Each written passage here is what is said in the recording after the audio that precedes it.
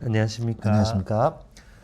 미등록 이주민 건강권 실현을 위한 동행의 운영위원인 박성민입니다. 이 시간에는 한국의 의료제도 그리고 이 의료제도를 미등록 이주민들이 어떻게 이용할 수 있을지 그것을 주제로 영상을 만들어 보았습니다. 오늘 말씀해 주실 챙창수 선생님을 소개하겠습니다. 네, 안녕하십니까. 저는 동행의 운영위원이고요. 행동하는 의사의 대구지부 대표를 맡고 있고 가정의학과 의사로 일하고 있는 최창수입니다. 반갑습니다. 반갑습니다. 일단 이 영상의 이런 영상을 찍는 이유가 뭘까요? 우선 아픈 것만큼 좀 힘들고 슬픈 일은 없잖아요.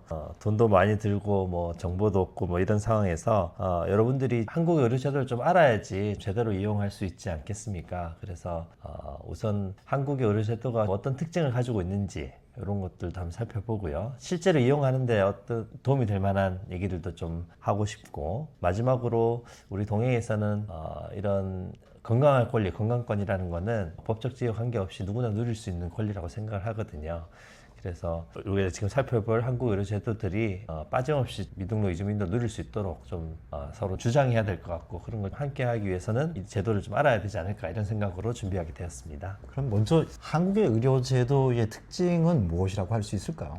네, 한국 의료 제도의 가장 큰 특징은 이제 전 국민 의료보험이라는 겁니다. 그러니까 의료보험에 대해서도 좀 살펴봐야 하겠지만, 어쨌든 누구나 무조건적으로 이제 의료보험에 가입을 해야 되는 것들이 가장 큰 장점이 될 겁니다. 그래서 의료보험이란 것은 단순히 이제 의료비만 지원해 주는 것이 아니라 국가나 사회가 이렇게 국민들의 건강을 지켜주고 또 증진하기 위해서 의료 서비스를 이제 해주는 것을 말하는 거고요. 그렇게 지금 우리나라는 의료 서비스가 제공되고 있다, 이렇게 생각하시면 될 것 같습니다. 여기서 잠깐 이제 의료보험 재정은 어떻게 되는지 좀 살펴봐야 될 것 같은데요.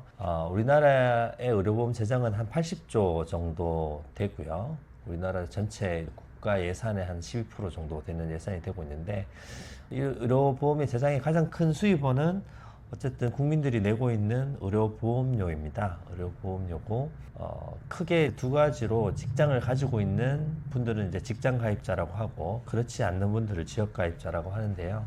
직장가입자 같은 경우는 자기 소득에 따라서 보험료를 내게 되고, 그 중에 이제 그 보험료 중에 한 50%는 그 자기를 고용하고 있는 사업주가 내게 됩니다. 지역가입자 같은 경우는 자기 재산에 따라서 이제 보험료가 책정이 돼서 이렇게 납부를 하게 돼서 보험료가 조성이 됩니다.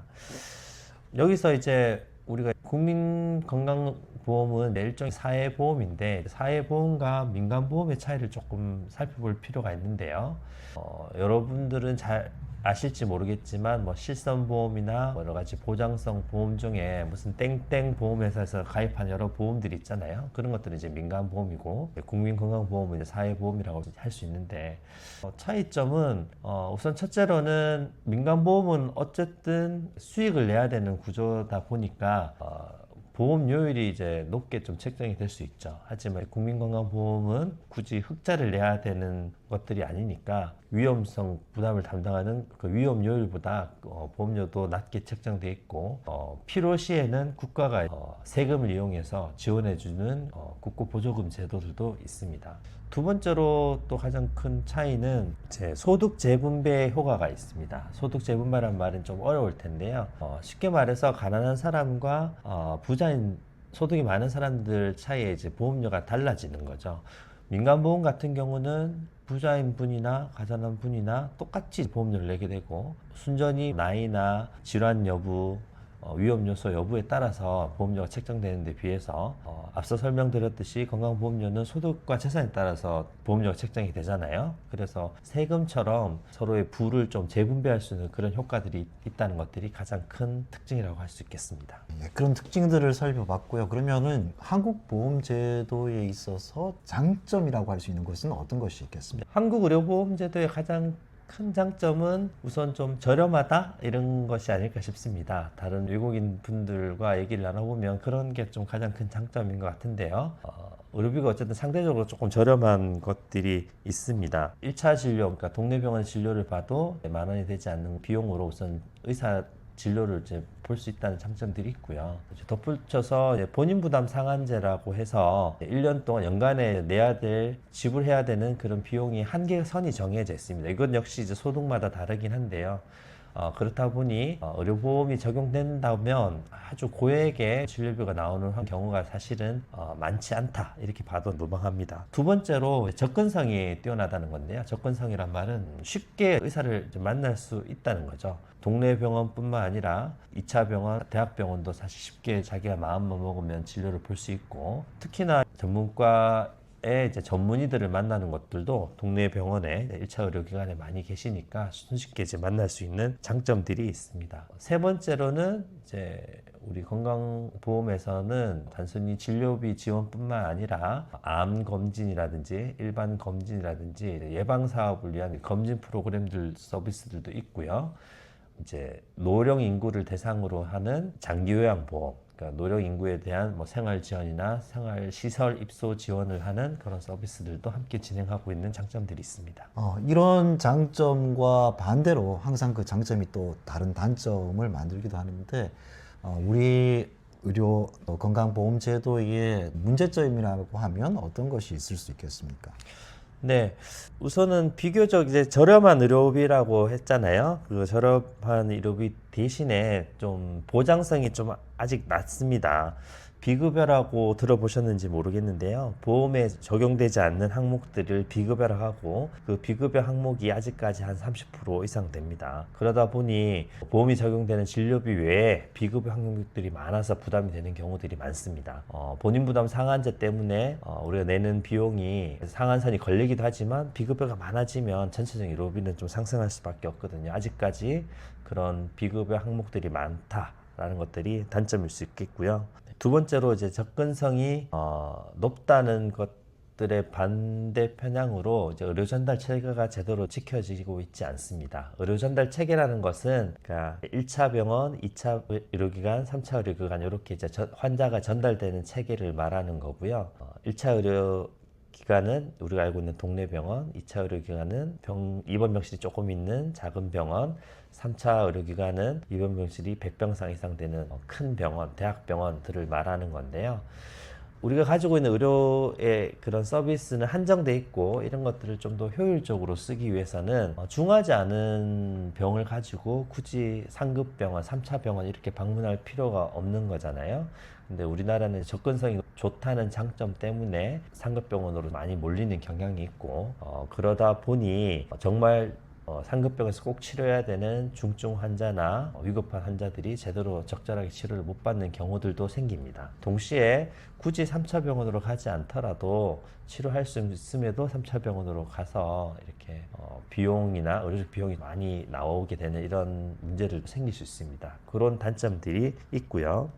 또 하나는 어려운 말이지만 이제 행위별 수가제로 우리 의료비가 지불되고 있습니다. 그러니까 의료기관에서 진료행위, 의료행위를 할수록 비용이 추가되는 제도가 행위별 수가제인데요. 그런 것들 때문에 예방 사업이나 이런 사업들보다는 주로 치료 위주의 사업들이, 진료 행위들이 좀 많이 발달하는 경향이 있고, 때에 따라서는 과잉한 진료들이 유발되는, 조장되는 그런 상황이 발생하기도 합니다. 마지막으로 공공의료기관이 부족합니다. 가장 표준적인 진료를 하는 의료기관, 그리고 저소득층이나 의료기관 이용이 어려운 분들 대상으로 지원하는 그런 의료기관이 전 공공병원이라고 생각하는데요. 그런 공공병원이 실제로 OECD 선진국 대비해서도 가장 낮은 축에 속하는 그런 단점들이 있습니다. 사실 지금 이렇게 좀 장점을 가지고 있는 우리 한국 건강보험제도지만은 항상 사각이 생기는 부분들이 있습니다. 특별히 그 미등록 이주민 같은 경우에는 그런 문제가 더 심각할 수밖에 없는데요. 미등록 이주민 입장에서 이 의료 접근권을 위해서, 건강권을 위해서 꼭 알아둬야 될 내용들은 어떤 게 있겠습니까? 네, 불행하게도 사실 미등록 이주민에 대한 지원은 거의 없는 셈입니다. 사실은 법적 지위가 없다는 이유로 국가나 사회에서는 사실 미등록 인에 대한 공식적인 지원을 지금 하지 않고 있는 상황이고요. 그나마 하나 있는 것들이 대구의료원에서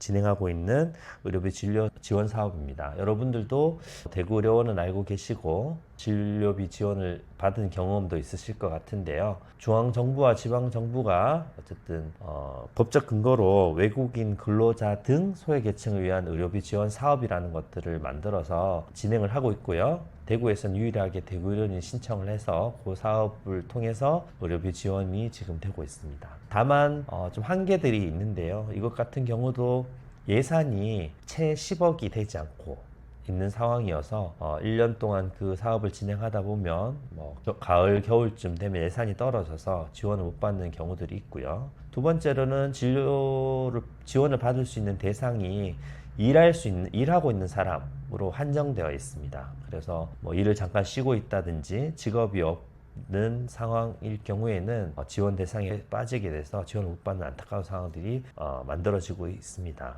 그래서 이런 지원들이 조금 더 많아지기를 기대합니다. 미등록 이주민들을 위한 제도도 말씀을 해주셨는데요. 그러면 이 미등록 이주민들이 의료 서비스를 이용할 때 의사 입장에서 봤을 때 꼭 좀 당부하고 싶은 말씀이 있다면 이야기를 해주십시오. 네, 우선은 첫 번째로 의사소통이 되는 분과 꼭 함께 방문했으면 좋겠습니다. 아프고 갑자기 이렇게 방문하게 돼서 오는 경우들이 많긴 하지만 의사소통이 되지 않는 상황이 되면 곤란한 상황이 굉장히 많이 있습니다.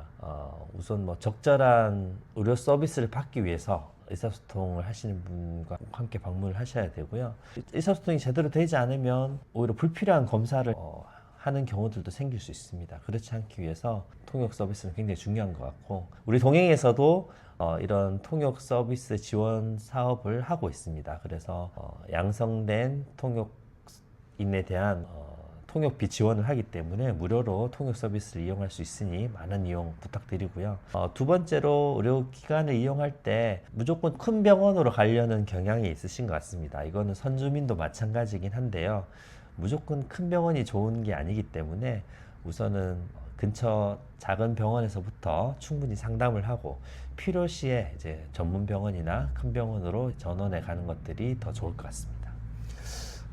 마지막으로 미등록 이주민들에게 하고 싶은 말씀이 있으시면, 그리고 또 지금 이주민 건강권 실현을 위한 동행 운영위원으로서 하시고 싶은 말씀이 있으면 한마디 해주십시오.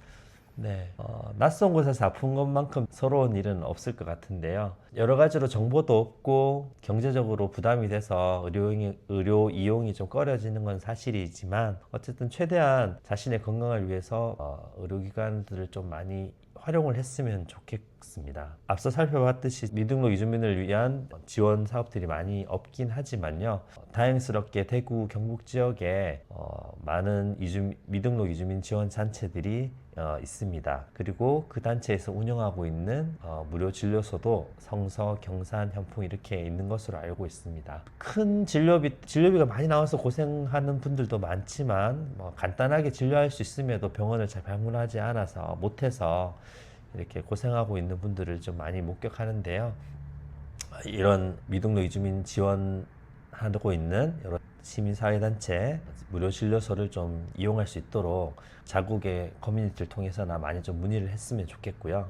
마지막으로 우리가 살펴본 바대로 이런 한국의 의료제도, 국민건강보험 이런 것들이 저는 미등록 이주민에게도 적용받아야 된다고 생각을 합니다.